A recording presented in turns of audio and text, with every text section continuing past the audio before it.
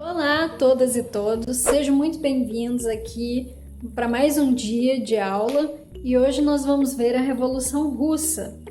E eu começo a aula de hoje perguntando para vocês o que significa uma revolução? Quando que pode se configurar uma verdadeira revolução? Bom, eu já falei para vocês no vídeo do movimento operário, vou deixar linkado aqui o vídeo do movimento operário, mas eu já vou adiantando aqui para vocês que revolução é uma mudança muito grande na estrutura de um determinado local. Como, por exemplo, às vezes é uma mudança cultural muito grande, ou uma mudança política muito grande, ou econômica. De modo geral, é uma mudança que revoluciona, que muda completamente a forma de pensar e de movimentar a estrutura de um determinado país. No caso aqui da Revolução Russa, nós tivemos principalmente uma revolução na parte política do território russo. Mas eu vou falar disso mais detalhadamente no decorrer do vídeo. Bora lá então historiar.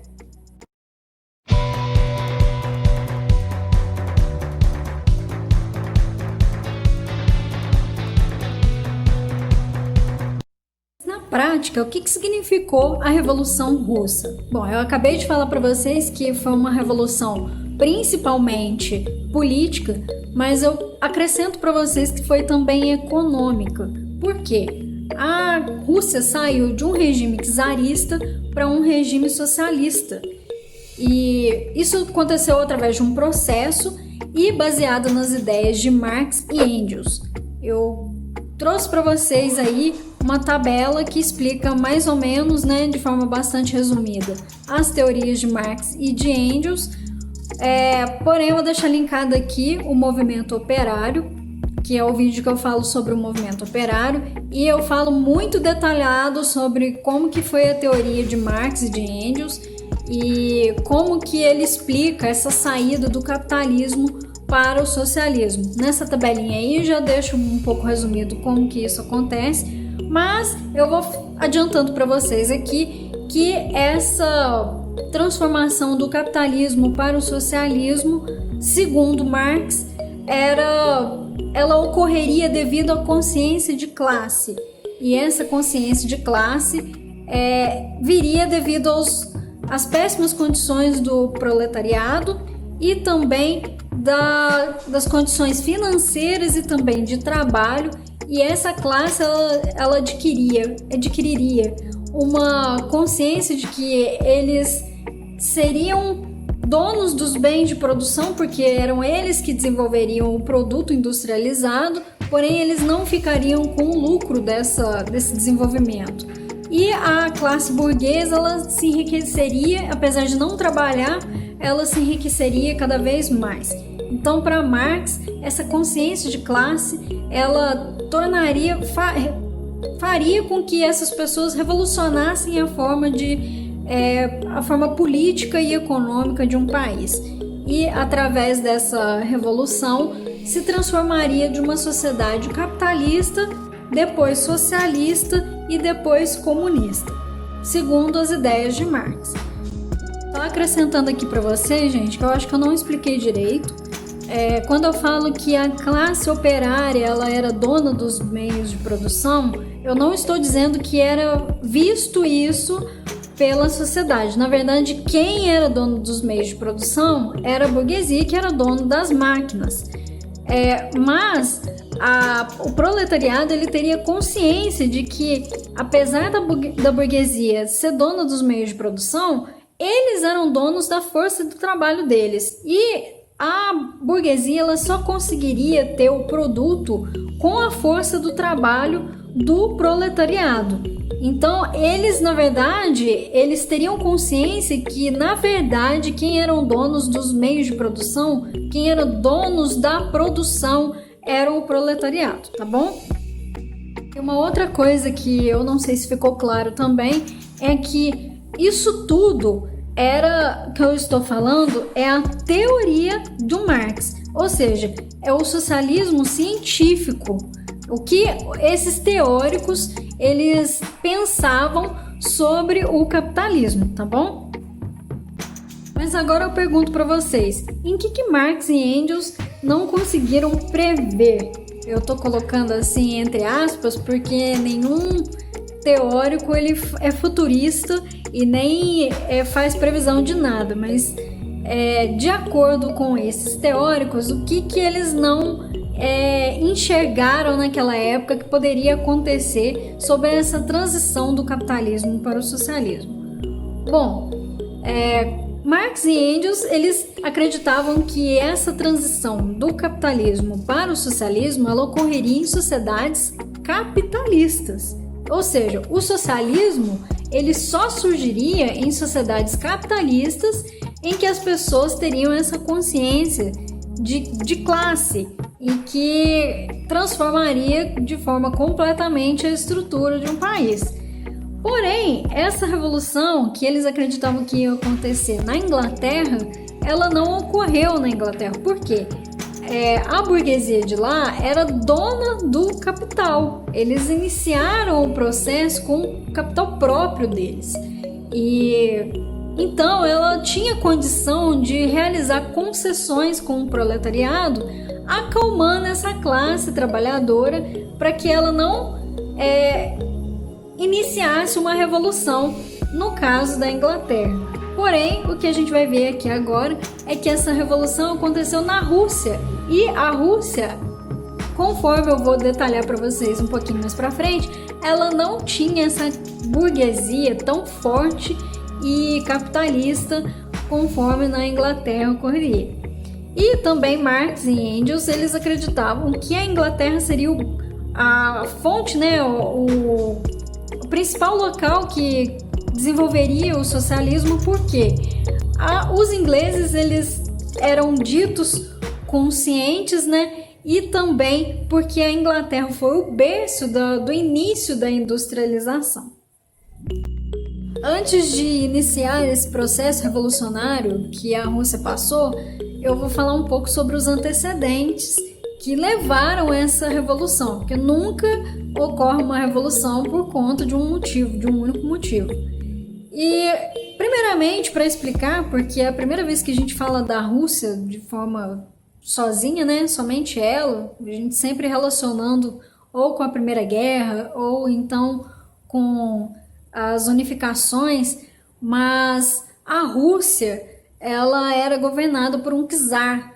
Czar é César em russo, e faz referência ao Júlio César de Roma, que era um imperador. Então, esse czar, que era o governante da Rússia, ele era um imperador da Rússia que governava num regime parecido com o absolutismo da Europa, né, ocidental. Então, ele era um imperador absoluto. Quando eu falo um imperador absoluto, significa que o poder está absoluto nessa figura. E eu tô trazendo aí para vocês a foto do imperador na época. Ele era o Nicolau II e ele é da dinastia Romanov. Quando eu falo que era uma sociedade em que o imperador, o czar, ele era absoluto, quando eu falo que é semelhante, é porque a população, a grande massa da população, ela ainda vivia em regime de servidão, em que os camponeses viviam em péssimas condições de vida, né, de trabalho e também recebendo muito pouco. Enfim, 70% dessa população ainda era camponesa, ou seja, caiu um pouco sobre as ideias de Marx, que pensava que essa revolução ocorreria numa sociedade mais urbanizada. E aqui no caso a gente está vendo que era uma população majoritariamente rural. Embora a Rússia fosse composta, né, desse czarismo que era governado pelo czar Nicolau II e tivesse ainda camponeses, 70% da população ainda vivendo em péssimas condições, o czar ele quis que a Rússia ela se transformasse num país, né, num império mais industrializado. E pensando nisso, ele em 1861 ele aboliu a servidão da Rússia e então essa população da Rússia ela automaticamente migrou para as cidades, porque elas não tinham mais obrigações com a terra enquanto eles eram servos. Mas mesmo com essa abolição em 1861, as péssimas condições dos trabalhadores ainda vigoravam mesmo nas cidades. Uma coisa que eu esqueci de falar para vocês também é que a Revolução Russa, apesar de ter uma população majoritariamente do campo, o palco da Revolução Russa ocorreu em meio urbano, diferente de Cuba e da China também, que posteriormente, nos próximos vídeos eu vou falar um pouco para vocês, que teve essa revolução socialista. Mas aqui na Rússia, o palco foi na região urbana. Uma outra diferença que eu vou falar para vocês agora é relacionada à burguesia. A burguesia daqui da Rússia ela era um pouco diferente da burguesia da Europa Ocidental. Lá na França, da Inglaterra, eles não tinham tanto recursos financeiros assim. Então, eles não tiveram condições de desenvolver industrialmente. E então, quem financiava essa industrialização na Rússia eram os próprios franceses e ingleses, ou seja, vinha um capital externo dentro da Rússia para esse desenvolvimento industrial. E esse foi um dos fatores que motivaram a Revolução Russa, porque na Inglaterra e na França, essa burguesia ela tinha condição de acalmar o proletariado realizando concessões. Aqui, como não tinha a burguesia ela não tinha recursos o suficiente para tentar acalmar o proletariado e tentar realizar concessões, o proletariado ele teve condições maiores de desenvolver essa revolta contra esse sistema em que havia exploração da mão de obra dessa população camponesa que saiu do campo para ir para a cidade e trabalhar na cidade. E então todo esse contexto russo que eu acabei de falar para vocês levou ao desenvolvimento do movimento operário pelos trabalhadores que se sentiam injustiçados com essa mudança, com essa exploração da mão de obra deles. Como em toda revolução, a Revolução Russa ela é processual, ou seja, ela é dividida em etapas, ela não aconteceu de uma hora para outra. Então, a Revolução Russa ela é dividida em 4 processos, sendo que o primeiro processo, como Lenin realmente explica, e eu vou falar de Lenin um pouquinho mais para frente, ela foi um ensaio para a Revolução. Então, esse ensaio é chamado de Revolta de 1905 e depois vieram 3 processos que entrou realmente no processo de revolução, que é a Revolução de 1917, a Guerra Civil e o Stalinismo. Antes de dar início à Revolta de 1905, eu quero ressaltar com vocês que, embora o governo czar ele era absolutista, o poder estava concentrado na mão dele, ele permitia a existência de alguns partidos políticos. Porém, essa existência do partido político era quase sempre monitorada por ele mesmo. Inicialmente, tinha a existência de 2 partidos. O Cadete, que era composto pela burguesia liberal, que era uma burguesia, embora essa burguesia não fosse dona do capital, mas ela existia. Ela dependia do capital estrangeiro, mas ela existia. Então, essa classe era representada pelo Cadete. Agora, a classe operária era representada pelo Partido Operário Social-Democrata Russo. E esse partido, ele era único e inicialmente ele era único, Ele não tinha divisões. E ele era pensado a partir das ideias marxistas desenvolvidas pela teoria de Karl Marx. E depois esse partido ele foi dividido, houve uma cisão e foi dividido entre mencheviques e bolcheviques. Os mencheviques, que eram, em russo a tradução é minoria, esse termo menchevique, ele era composto por pessoas menos radicais. Para os mencheviques, a revolução ela só poderia acontecer após a Rússia virar um país capitalista e, a partir dessa concentração de capital, dividir esse capital entre os operários. Porque o socialismo nada mais é do que isso, né? A divisão do capital entre as pessoas. Já os bolcheviques, eles eram uma ala mais radical entre o Partido Operário, e que desmembrou e virou bolchevique, os bolcheviques e os mencheviques, mas os bolcheviques eles eram mais radicais e eles queriam que o socialismo fosse implantado de forma imediata. Então, toda essa insatisfação que o operariado vinha sofrendo desde o começo que eu falei no vídeo, que era baixos salários, né? Recebimento de baixos salários, a jornada exaustiva de trabalho, maus tratos em alguns casos e também péssimas condições de vida, precarização da vida do operariado, levou a essas pessoas fervilharem, né, e quererem revoltar contra esse governo capitalista. E isso tudo foi agravado a partir da Guerra Russo-Japonesa, que foi uma guerra travada entre Rússia e Japão. E nessa guerra, além da Rússia sair perdedora, ela ainda deixou a população ainda mais infeliz e mais pobre dentro do país.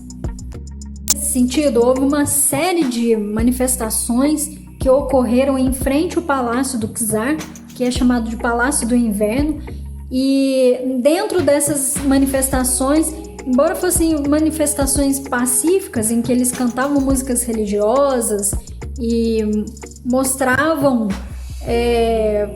de forma pacífica a sua insatisfação popular, o czar ele reagiu de forma muito violenta a essas manifestações, e essas manifestações foram chamadas de Domingo Sangrento, porque muito da população acabou sendo morta e ferida, e Lenin, que era o principal líder do partido dos bolcheviques, ele chamou esse dia, essa revolta de 1905, como um ensaio para a Revolução Russa.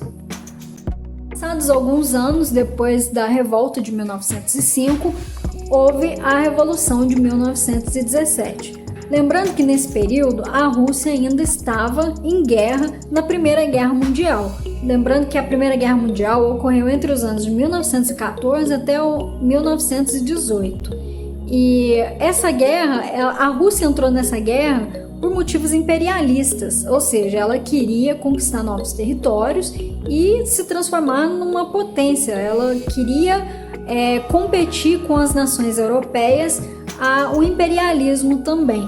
E isso nada era positivo, não teve nada de positivo para a população. Uma guerra, ela acaba devastando um território, mesmo que não seja o palco da guerra. Então, porque é necessário ter suprimentos, são enviados soldados, então há muitos gastos dentro de uma guerra. E a Rússia já não estava bem desde o início, né, desde 1905, e aqui em 1917 a Primeira Guerra Mundial levou a Rússia a ter uma grave crise econômica, a avançar a crise econômica, né, a ampliar a crise econômica. Então, tudo isso levou a Rússia ao movimento operário, ou melhor, ao operariado ficar insatisfeito com o governo czarista. E assim, a Rússia ficou dividida entre dois lados inicialmente. o lado dos czar, né, o governo czar, e o partido do operário, que era dividido entre mencheviques e bolcheviques. O lado da Rússia, né, do czar, ele foi chamado de Exército Branco, e o lado do operariado de Exército Vermelho. Então, houve mais uma manifestação contra o governo czar, e a Rússia acabou, né, o lado, né, as tropas do lado do governo czar acabaram se aliando ao lado do operariado, porque eles também já não estavam aguentando mais essa situação que viviam, né? Então acabou que o Nicolau II, ele abdicou o seu trono e entrou no governo provisório o Kerensky. Nesse governo provisório, o Kerensky, ele tomou algumas medidas para tentar salvar a Rússia. Dentre elas, a medida que ele não tomou, foi um tiro no pé dele, foi a retirada da Rússia na Primeira Guerra Mundial. E isso foi o que fez com que o governo do Kerensky acabasse sendo retirado. Mas outras medidas que ele tomou foi a redução da jornada de trabalho de 12 horas para 8 horas, a anistia aos presos políticos, dentre eles está o Lenin, que era o líder do partido bolchevique, e também a permissão de ideias, né, da convivência de diferentes ideias e da oposição dentro do governo. Essa medida de não ter retirado a Rússia da Primeira Guerra Mundial, juntamente com as outras medidas como a anistia aos presos políticos exilados, dentre eles destaca a figura do Lenin, e também a liberdade de expressão, o direito da liberdade de expressão, levaram a novos outros movimentos de insatisfação contra o Kerensky. E esses movimentos foram liderados por Lenin, que era líder do partido bolchevique, que era uma ala mais radical entre os partidos operários, do operariado, e Lenin, ele, baseado em ideias marxistas, dentre elas a ideia de que a propriedade privada não deveria existir, que toda propriedade deveria ser do Estado, colocando aqui a tabelinha para vocês, relembrando para vocês a tabelinha, que no socialismo a propriedade privada ela não é bem vista, né?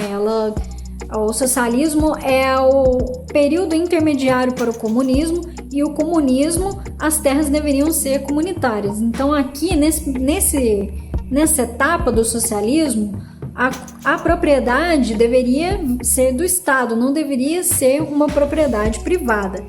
Então, liderados por essas ideias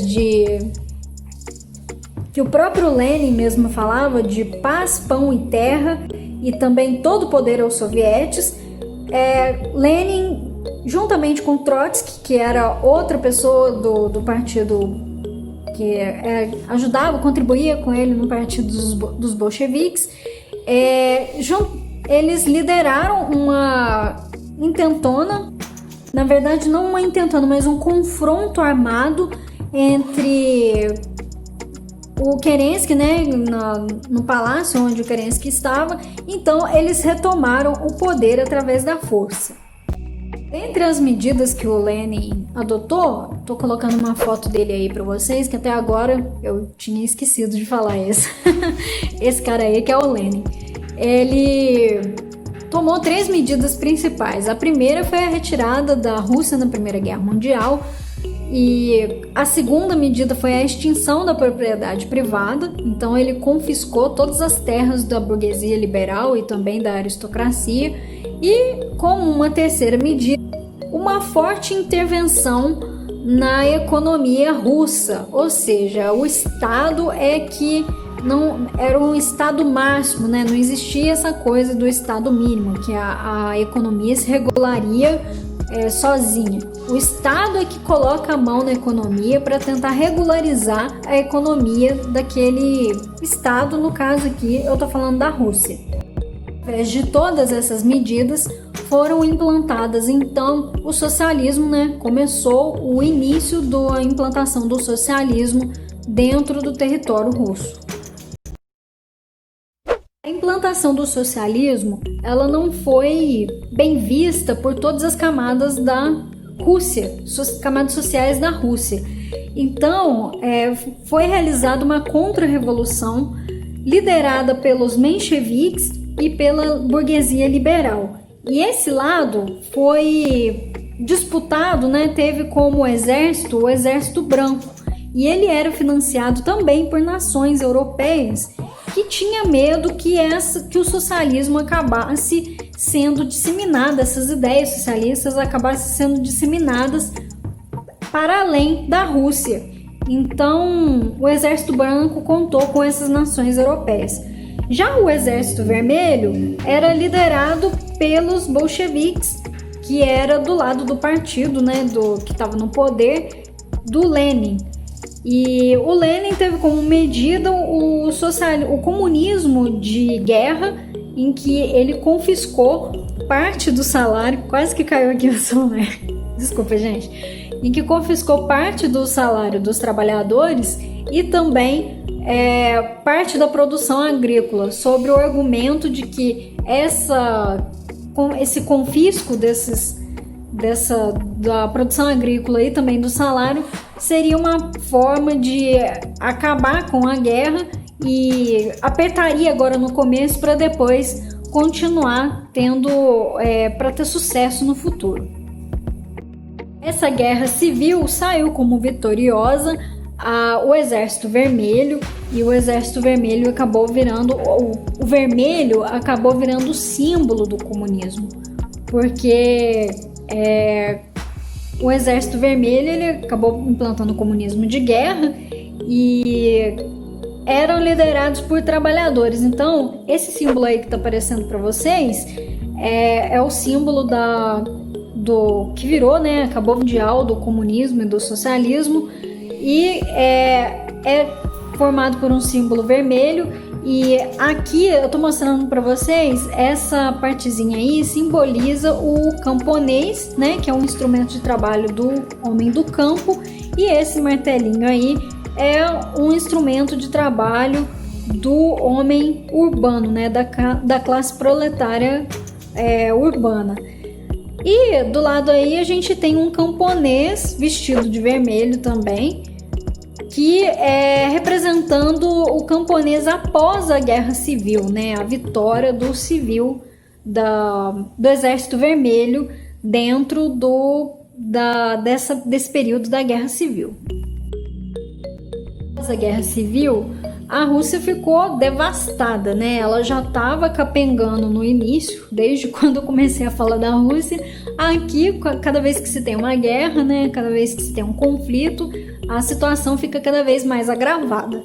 E então o Lenin, para tentar resolver esse problema, ele usou o NEP, a política NEP, que é chamada da nova política econômica. E dentro das implantações que foram feitas dentro da nova política econômica, foi a devolução dos salários dos trabalhadores, também a concessão de pequenas empresas privadas e também permitir a entrada de capital estrangeiro na política da Rússia. Lembrando, né, vale ressaltar que mesmo com essa entrada do capital estrangeiro e também de permissão da iniciativa privada para realizar a industrialização, os setores maiores que davam mais investimentos ainda era do Estado. Então, o Estado ainda tinha uma forte força, não sei nem se eu posso falar isso, uma forte influência na economia da Rússia. Medida que foi importante também para esse momento foi a união das repúblicas socialistas soviéticas na Rússia, que é a chamada URSS. Foi nesse momento aí que a Rússia começou a pegar outros territórios e anexar ao território russo.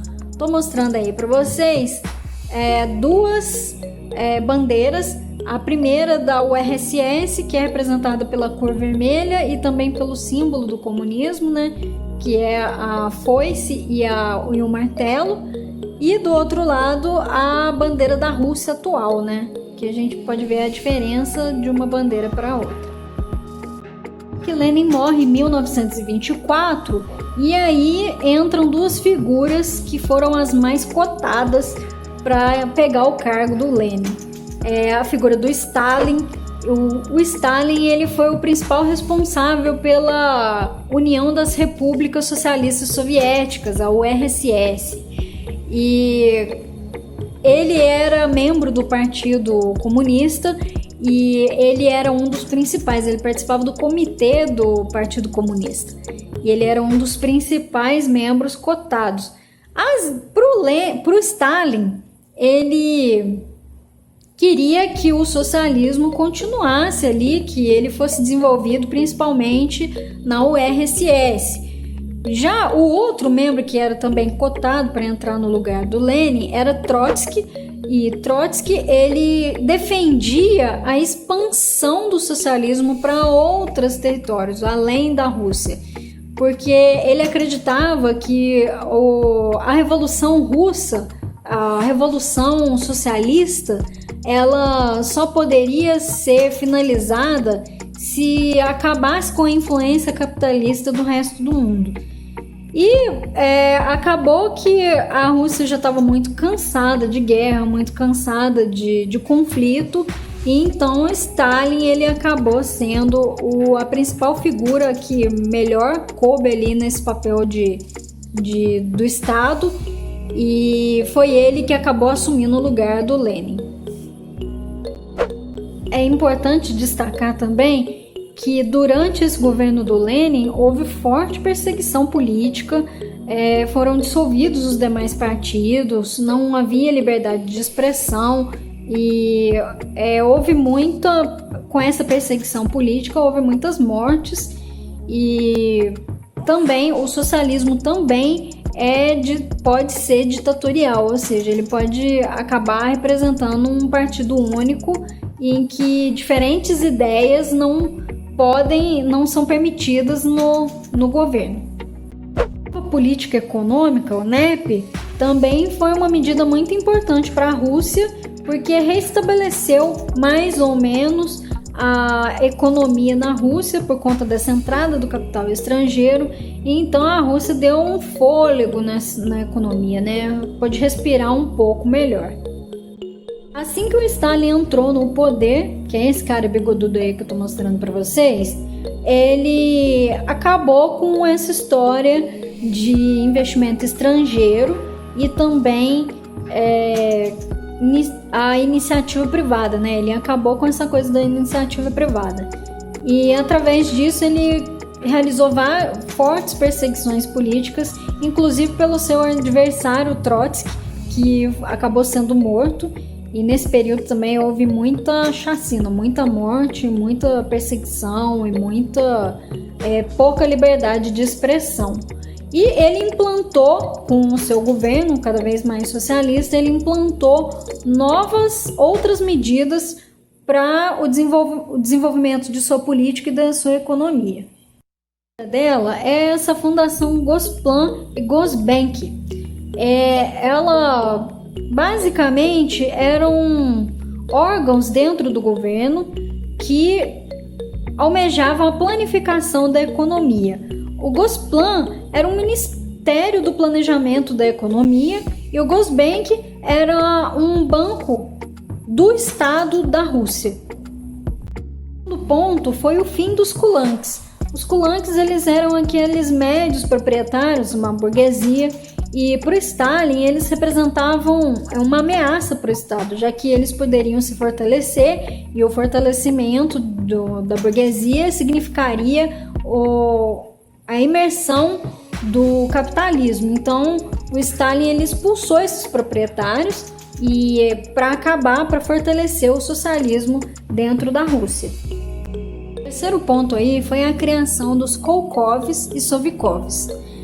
Os Kolkovs eram cooperações, era uma cooperativa que fornecia aos trabalhadores sementes e também instrumentos de trabalho. Já ferramentas de trabalho. Já as Sovkhovs eram fazendas estatais em que os trabalhadores trabalhavam para o Estado e em troca de salários. O último ponto aí foi o desenvolvimento industrial. É claro que esse desenvolvimento industrial ele ocorreu de acordo com os interesses do Stalin, do Estado no caso, né? Que era representado pelo Stalin. E os principais, as indústrias que mais foram incentivadas foram a siderurgia, a bélica, a petroquímica e a aeroespacial. Já a indústria dos bens de consumo, elas não foram tão incentivadas e isso culminou numa crise econômica dentro do território russo mais para frente, né? Não nesse período, mas mais para frente. Então, a Revolução Russa, ela foi, né, terminou aí com Stalin. Ela passou, como vocês podem ver, passou por vários processos e nesses processos o Stalin ele fechou e a gente teve como consequência a divulgação das ideias socialistas e do socialismo também para outros países, principalmente para o Oriente, destacando aí a atuação da China, né, que acabou implementando essas ideias socialistas com mais força e intensidade. O segundo ponto foi a divisão, né, depois da Segunda Guerra Mundial, que a gente vai ver na próxima aula, mas aqui a gente está falando de Revolução Russa e aí acabou tocando nesse assunto também. Mas na Guerra Fria, que foi a divisão entre o socialismo e o capitalismo, e o mundo acabou ficando dividido, o Oriente mais socialista e o Ocidente mais capitalista.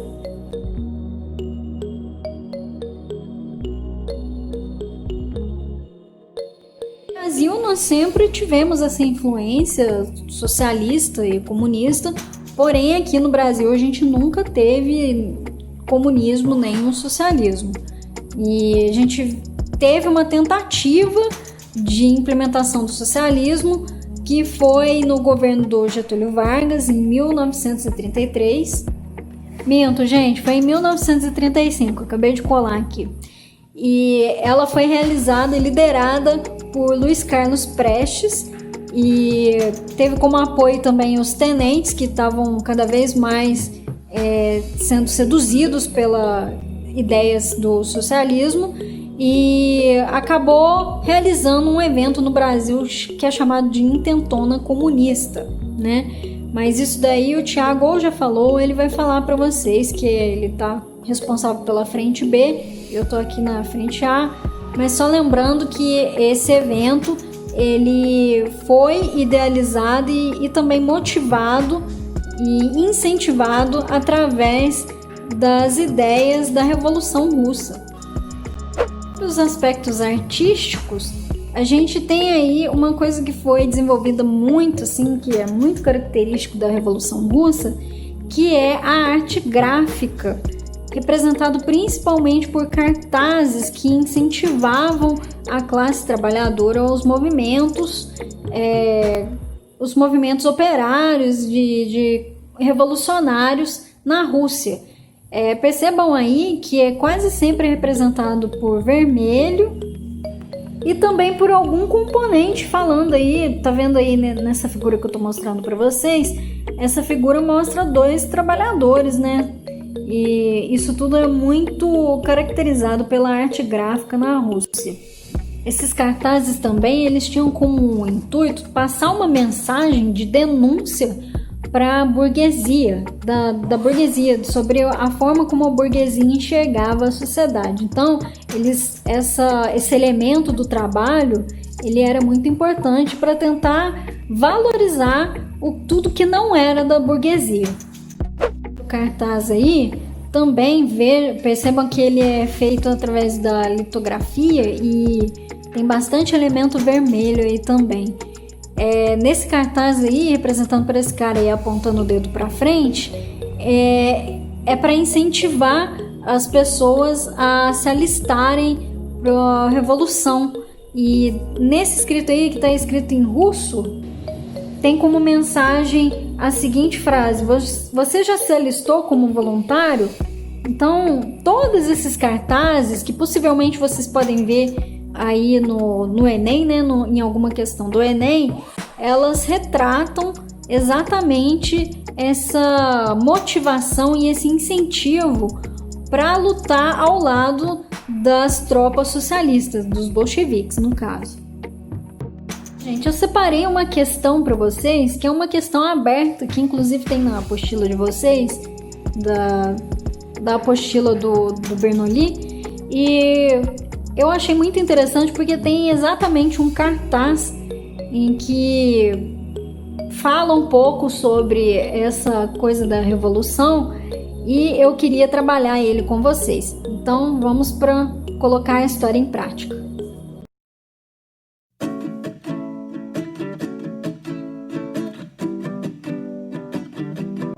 Essa questão aí é da UFPR de 2014 e ela trouxe aí esse cartaz e eu não vou ler a questão. Se vocês quiserem, vocês dão uma pausa aí no vídeo e realizem essa leitura. Mas, resumindo aqui para vocês, é um cartaz que no fundo tem aí o Lenin, né? E mais para frente, pequenininho aí, tem o Stalin. E num dos dizeres desse cartaz aí, traduzindo, e a questão fala sobre isso, tá escrito aí para vocês: seja como Lenin foi. Ou melhor dizendo, seja como o grande Lenin foi. E aí a pergunta é a seguinte: eles querem saber quais foram as medidas que o Lenin tomou para a economia e quais foram as medidas que o Stalin realizou na economia. E depois eles perguntam por que os dois caras aí eles estão sendo retratados em um único cartaz. Bom, a resposta para essa pergunta é que o Lenin, ele após a Guerra Civil, ele implantou o NEP, que foram as novas políticas econômicas. E dentro dessas novas políticas econômicas, ele fez uma mistura de medidas capitalistas com medidas socialistas. Quando eu falo que é uma mistura de medidas capitalistas, foi porque ele permitiu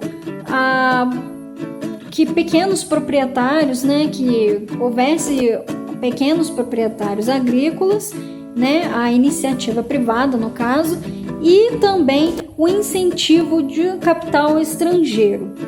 Mas já o Stalin, ele entrou estatizando tudo. Ele quis que o Estado fosse o único proprietário das principais, aliás, totalizando as iniciativas privadas. Eles acabaram caindo, né? Ele tomou tudo da população, deixou de receber um capital estrangeiro para tentar se erguer economicamente através do socialismo. Então ele fechou, o Stalin, ele fechou essa economia como totalmente socialista.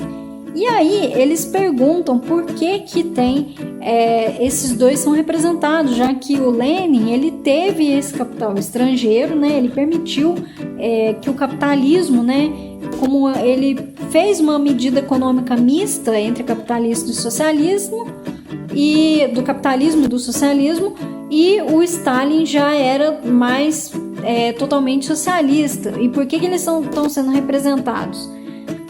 Porque embora o Lenin ele tivesse permitido essa entrada capitalista, né, do investimento capitalista do estrangeiro, e também permitido pequenas propriedades privadas, ele almejava o socialismo, né? Então tanto o Lenin quanto o Stalin, eles tinham essa proposta, essa visão socialista. Então por isso que ambos são retratados e representados em um mesmo cartaz.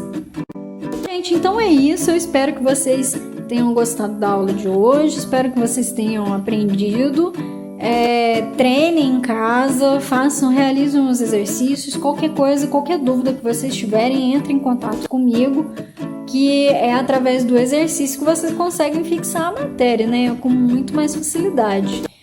E então, qualquer dúvida, vocês entrem em contato. Bons estudos, até a próxima aula.